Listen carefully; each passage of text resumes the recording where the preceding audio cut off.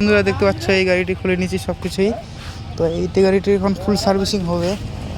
তো দেখতে পাচ্ছ চেন কভারও খুলে নিয়েছি। তো দেখতে পাচ্ছ এই গাড়িটি ফুল সার্ভিসিং হতে যাচ্ছে এখন ধুয়ে টুয়ের পর কেমন। তো আমি ফিল্টারের কভার খুলে নিলাম। তো এখন ফিল্টারটি বের করব। তো বের করে যা ময়লা আছে সব পরিষ্কার করে নেব।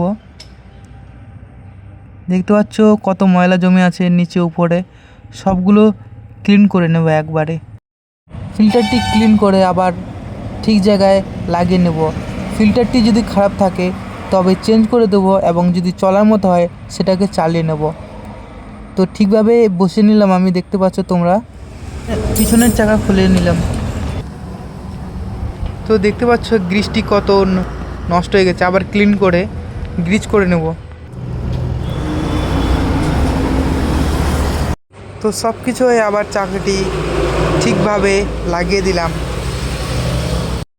সামনের চাকাও খুলে নিলাম, দেখতে পাচ্ছ। আবারও ঠিকভাবে ক্লিন করে নেব এবং বিয়ারিংয়ের মধ্যে ঠিকভাবে গ্রিজ দিয়ে দেব।